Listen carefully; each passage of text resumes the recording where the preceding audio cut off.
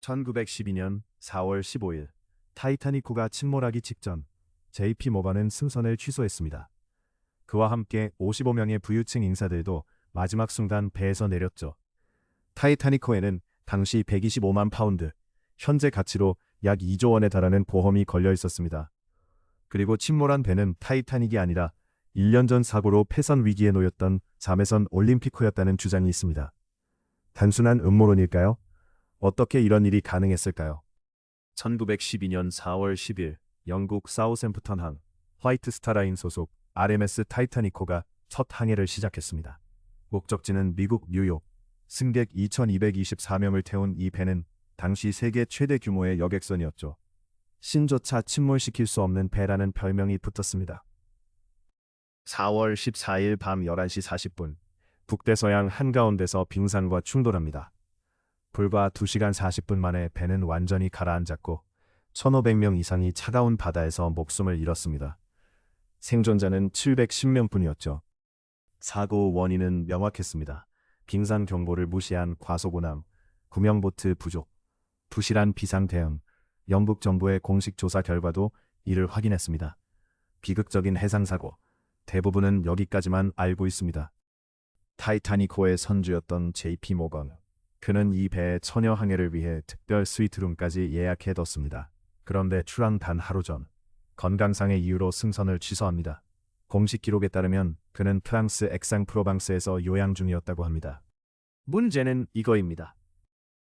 타이타닉 침몰 이틀 후 한 기자가 액상프로방스에서 JP 모건을 목격합니다. 그는 프랑스 여배우와 함께 미술품을 쇼핑하고 있었습니다. 완전히 건강한 모습으로요. 뉴욕타임스 1912년 4월 17일자 기사에 이 내용이 실렸습니다. JP 모건만이 아닙니다. 철강왕 헨리 클레이 프릭, 밀턴 허시 초콜릿 창업자 밀턴 허시도 마지막 순간 승선을 취소했습니다.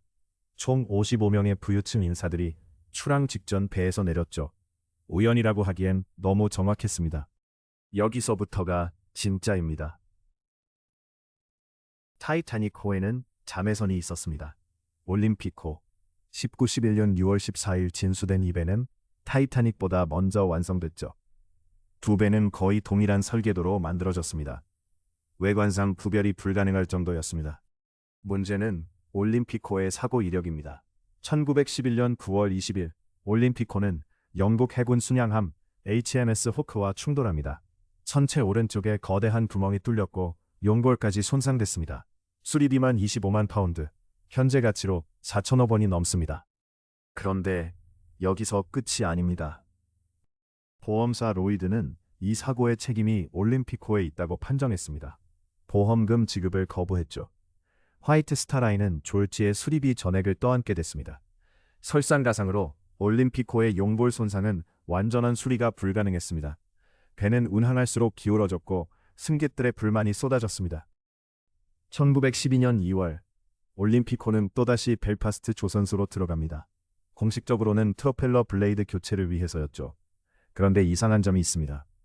같은 시기 바로 옆 도크에서 타이타닉호가 최종 마무리 작업을 하고 있었습니다. 두 배가 나란히 있었던 기간, 정확히 6주입니다. 그런데 여기서 끝이 아닙니다. 타이타닉호 침몰 이후 인양된 잔해들에서 이상한 것들이 발견됩니다. 1987년 프랑스 해양탐사팀이 선체 조각을 인양했을 때 일부 창문에서 원래 타이타닉의 설계와 다른 배치가 확인됐습니다. 타이타닉은 B데크에 14개의 창문을 가졌지만 올림픽호는 16개였거든요. 인양된 조각에는 16개 창문의 흔적이 있었습니다. 더 결정적인 증거가 있습니다. 2012년 잠수정 탐사에서 선체 외판의 일련 번호 401이 확인됐습니다. 타이타닉의 공식 선체 번호죠. 그런데 그 숫자 밑에 희미하게 400이 겹쳐 보였습니다. 400은 올림픽호의 선체 번호입니다. 마치 기존 번호 위에 새 번호를 덧칠한 것처럼요. 화이트 스타라인이 올림픽호와 타이타닉호를 바꿔치기 했다면 손상된 올림픽호를 타이타닉이라는 이름으로 출항시키고 의도적으로 침몰시켜 125만 파운드의 보험금을 타냈다면 모든 퍼즐이 맞아떨어집니다. 물론 이렇게 설명할 수도 있습니다. 두 배의 미세한 차이는 운항 중 개조로 설명될 수 있죠. 올림픽호도 여러 차례 리모델링을 거쳤으니까요. 선체 번호가 겹쳐 보인다는 주장도 해저 부식과 조명 각도에 따른 착시일 수 있습니다. JP 모건의 승선 취소? 그는 당시 73세 고령이었습니다. 갑작스러운 건강 악화가 불가능한 일은 아니죠. 요양지에서 기분 전환으로 외출했을 수도 있습니다. 합리적인 설명입니다. 그런데 그것도 한 가지를 설명하지 못합니다. 침몰 당시 구조선의 배치입니다.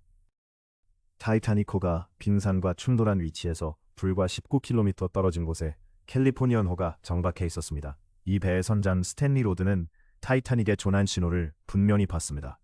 그러나 구조에 나서지 않았죠. 캘리포니언호의 선주, 레일랜드 라인입니다. 레일랜드 라인의 최대 주주, JP 모건의 인터내셔널 머천트 마린이었습니다. 타이타닉을 소유한 화이트 스타라인과 같은 모 회사 아래 있었던 겁니다.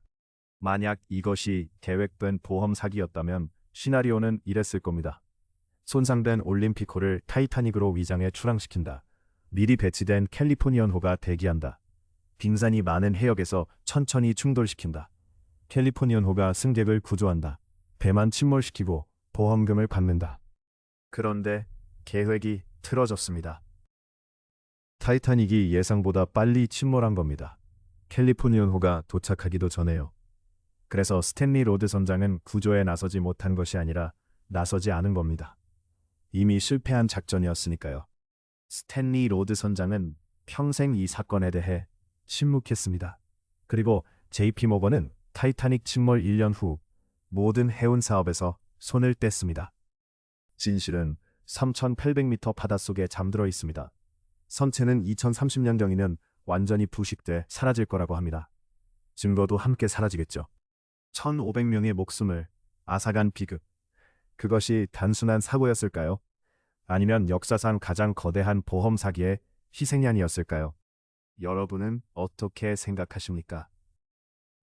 다음 영상에서는 타이타닉 침몰로 인해 가장 큰 이익을 본 인물들을 추적합니다. 힌트를 드리자면 그해 미국에서 연방준비제도법이 통과됐습니다. 타이타닉에 탑승했다가 사망한 3명의 억만장자가 이 법안에 반대하던 인물들이었죠. 이니셜 FRS. 이 세 글자가 모든 것을 연결합니다. 구독과 알림 설정 잊지 마세요.